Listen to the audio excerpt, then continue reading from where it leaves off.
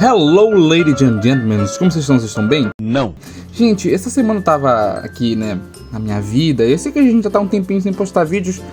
Eu não estou suportando mais. Mas essa semana eu tava apreciando e, tipo assim, terminei de ver aquela série nova lá, The Batman The Caped Crusaders, que saiu lá no Prime Video. E eu tava pensando, caramba, como eu sou conectado com o Batman, sabe? E não sei vocês, mas em minha infância, o Batman fez uma grande participação no meu cotidiano, na minha vida, no meu jeito de ser. E hoje em dia, né, ele é o meu personagem favorito e claramente é um dos personagens com mais influências na cultura pop. E um personagem tão bacana merece um carinho de ter um vídeo próprio só dele. Então eu sei que já tô um tempinho sem postar, mas hoje a gente vai estar destrinchando completamente quem é o Batman. Max, what do you want for dinner? Justice.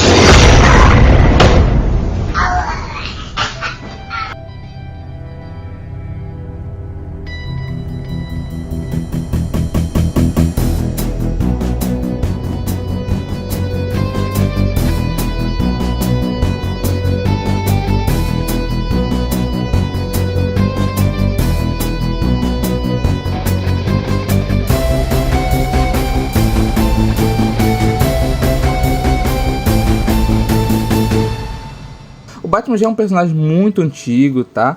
Já tem mais de 80 anos, então é um personagem muito presente não só na minha, mas creio que na sua e em todos. Qualquer pessoa falou, conhece o Batman? Todos conhecem o Batman. O Batman é um personagem que se fez presente na vida de cotidiano de muita gente. Então a influência dele ultrapassa muita coisa. Mas pra mim, pessoalmente, o que eu posso dizer? As animações e todas as mídias em que o Batman tá presente é muito bacana. Porque eu, na minha visão infantil, né, eu tive muita relação com Batman, seja pelo desenho, aquele antigão lá do Animated Series, ou então pelo The Batman de 2004, me lembro que como eu nunca pude ter condições de ter TV a cabo, então tinha o irmão do meu tio, que ele gravava episódios de The Batman de 2004, e gente, eu assistia com muita alegria, porque, cara, era o Batman, era aquele personagem que tinha aquela dualidade, os personagens eram marcantes, e tudo isso era muito legal, porque toda a estética que o Batman traz pra gente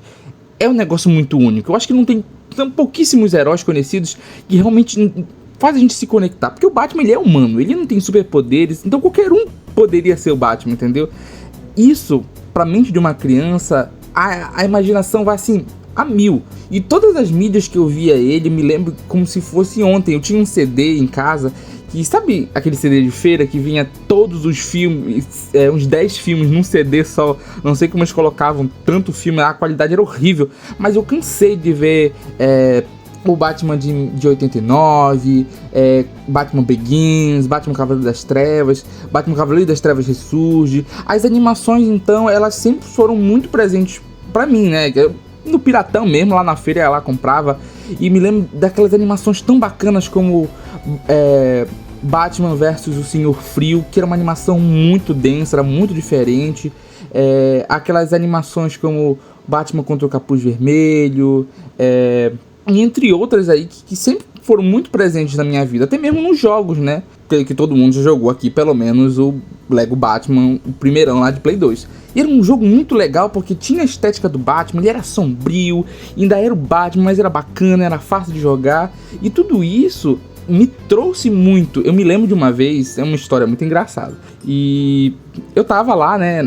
Meu tio acabou colocando, quando eu era criança, né, que sabia que eu já gostava do Batman, pegou um guardanapo lá, pegou uma piranha, e eu lá, só de cueca, quando era bem criança mesmo, coloquei a capa assim, presa pelo pregador aqui no pescoço, e eu me sentia demais, né, eu era literalmente o próprio Batman. E a minha mãe, uma vez, ela comprou aqueles kits de brinquedo que vem o batirangue, vem sei lá, vem a máscara, o peitoral, o cinto de utilidades. E uma vez, eu nunca gostei muito de futebol, né? Foi uma criança um pouquinho diferente, se é que me entende. Mas uma vez o padrasto da minha mãe me levou, inclusive, pra jogar bola. Só que eu nunca joguei bola. E os moleques começaram a me zoar porque eu tava literalmente vestido a caráter do Batman, né? Eu estava lá com a minha cueca, com a minha capa do Batman, minha máscara e o meu, batirangue. Estava me sentindo o máximo. As crianças começaram a me zoar. Não julgo, faria o mesmo. É impressionante o grau de maldade que vocês têm. Eu disse, eu vou voltar pra casa. E era longe, assim, era mais ou menos uns 500 metros da minha casa. E eu fui, gente, correndo. E a música subindo na minha cabeça. E a capa voando, né? E eu me sentindo o máximo, assim. E a minha avó, quando chegou, meu filho, o que tá fazendo aqui? Cadê o teu avô? Eu deixei pra lá, que eu vim correndo que nem o Batman. Gente, essas coisas, assim, fizeram muito presente na minha infância, sabe? Então o Batman, assim, é um personagem que super fez presente durante a minha infância. E eu tava analisando um pouco mais pra fazer esse vídeo, e eu tava vendo que a influência do Batman, ela é muito antiga. Não é só eu que tenho essa nostalgia quando eu falo do Batman. Porque o Batman, ele desde a Era de Ouro dos quadrinhos, né, desde que ele foi criado, ele era um personagem muito diferente. Claro, existiam alguns outros personagens, né, existe hoje em dia o Pantera Negra, que é um pouco mais sombrio, existe também o Cavaleiro da Lua, que agora se popularizou pela série nova, da Marvel, mas o Batman é único em tudo que ele se propôs. Ele não é o único, mas a pegada e tudo que ele proporcionou é um negócio tão diferente, tão único, que a gente começa a entender, caramba, realmente o Batman, ele é um personagem incrível. Porque quando as histórias do Batman lá na década de 60 eram um pouco mais cartoonizadas, e veio, querendo ou não, a influência daquela série lá com a Adam West lá em 1960, tudo isso culminou pra gente ter o Batman que a gente tem hoje. Teve que vir daquele Batman mais cartunesco, mais brincalhão. E eu acho que o mais responsável por toda essa parte foi o Dennis O'Neil e o Frank Miller, que quando eles desenvolveram uma nova pegada sobre o Batman, uma visão mais séria sobre o Cavaleiro das Trevas, seja lá nas edições de Batman, o Cavaleiro das Trevas Ressurge, tudo isso e todo o storytelling que eles desenvolveram se mantém reflexivos até hoje. Porque o Batman, ele é tão bacana porque todo o storytelling diversificado dele, entre a vingança e a justiça, e é uma linha tênue que ele tem que navegar, porque ele quer fazer justiça, mas ele precisa fazer do jeito certo. E todas aquelas histórias marcantes do Batman, que infelizmente eu não sou uma pessoa que consome muitos quadrinhos, mas eu gosto muito das histórias e vejo resenhas sobre os quadrinhos, né? Como Morte em Família, Batman no 1, A Piada Mortal, e entre tantas outras histórias clássicas do Batman, como por exemplo até mesmo O Longo Dia das Bruxas, são histórias muito diferentes, muito legal. Por quê? Porque toda a mitologia carregada pelo Batman, em que trabalha a justiça, o medo e a vingança, é muito diferente. Eu acho que nenhum herói consegue mostrar uma visão tão pé no chão, porque o ser humano, ele tende a se proximizar mais do herói. Por quê? Porque ele se projeta nele. E o Batman, tanto o Batman quanto o Homem-Aranha, eles são personagens mais humanizados. O Batman mais ainda porque o Batman nem sequer poder tem. Então é um cara que ele também tem recursos, mas não faz dele invencível. E é muito bacana ver toda a construção do personagem e toda a psicologia por trás da filosofia do personagem, que ele consegue se diferenciar dos vilões. E como a gente bem sabe, a galeria de vilões do Batman, ela é excelente. Eu acho que não tem nenhum personagem da DC no caso, que seja tão único como a galeria do Batman. A gente conhece alguns vilões do Lanterna Verde, sim, conhece o Sinestro, né, e tal. Do Superman, conhece o Homem Brinquedo, conhece o Darkseid, o Apocalipse, a gente conhece também o Lex Luthor, mas, cara, Batman, quem não sabe que é um Coringa? Quem não sabe que é um Charada? Quem não sabe que é um Pinguim? Todos esses personagens e a galeria de vilões são de encontro com a filosofia do personagem. O Pinguim, ele é um personagem magnata, então o Batman, ele vai ter uma estratégia para ele. O Duas Caras é um personagem que usa a sua justiça através da vingança, então ele vai ir de contra com o Batman através do seu caráter. E tem um Coringa que é o caos absoluto. Então todos os personagens, eles compõem a filosofia do Batman e colocam em xeque toda a psicologia e tudo aquilo que ele trabalha. E é muito bacana, porque tem personagens que trabalham o físico, o mental, como o Charada. No caso, quando eu falo do físico, falo do Bane, e entre outros personagens da galeria de vilões do Batman, que proporcionam a nós leitores e a nós telespectadores uma proximidade maior com o personagem. E é muito legal isso. A mitologia do Batman, ela consegue a gente aceitar que num filme tem um cara que é estrategista e o outro que é simplesmente um cara de barro, que consegue virar qualquer coisa. Então são personagens que um que é totalmente pé no chão e outro que é totalmente mítico, e a gente consegue aceitar isso de boa. Por quê? Porque a narrativa do Batman, ela é única no que ela se propõe.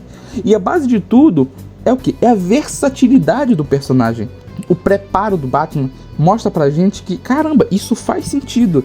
Claro, existem alguns roteiros forçados do Batman, não estou dizendo que ele se livra desse tipo de coisa, mas a versatilidade do Batman é acompanhada pelo storytelling, a história maior do Batman, a mitologia do medo que ele traz para os vilões, é muito interessante.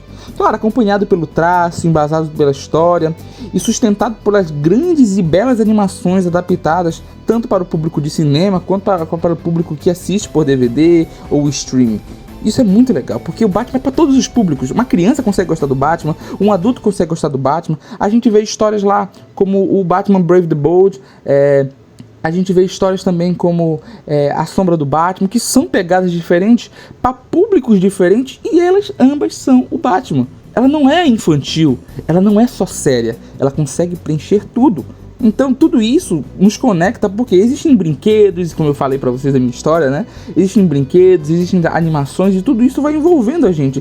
Isso sem falar nas narrativas dos jogos, que são maravilhosos. A franquia Arkham conseguiu embasar maravilhosamente bem toda a densidade New York que o Batman tem. E os jogos da Lego também carregam uma grande responsabilidade sobre o conhecimento do que é o Batman, desde criança até hoje em dia. Eu morro me divertindo com o Batman Lego 3, o Batman Lego 2, o primeiro Batman Lego, ou até mesmo o jogo que eu tô jogando agora, literalmente, que é o Lego DC Super Villains, que também tem o Batman, muito bacana. E o Batman, ele é tão grande, o escopo dele é tão grande, que ele carrega consigo outros personagens.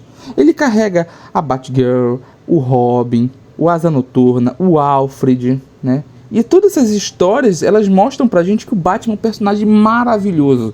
E, gente, eu fico muito feliz em falar do Batman, porque o Batman fez parte da minha vida. O Batman é literalmente o meu herói favorito. Por quê? Porque ele é versátil, ele é bacana, ele consegue ser engraçado em algumas histórias, ser tenso e dark em outras. Ele consegue ir da parte mais nostálgica da minha vida até aquelas partes mais agoniantes, e tudo isso é muito bacana de assistir. Então, gente, eu trouxe rápido essa resenha pra vocês, porque eu realmente fiquei muito feliz com o que fizeram com Batman Caped Crusade, apesar de algumas ressalvas como a Pinguim, né, mas enfim, faz parte, né. E, gente, é muito bacana eu acompanhar, eu fico, cara, tô empolgado, vai ser uma coisa nova do Batman, vai ser um jogo novo do Batman, eu fico empolgado.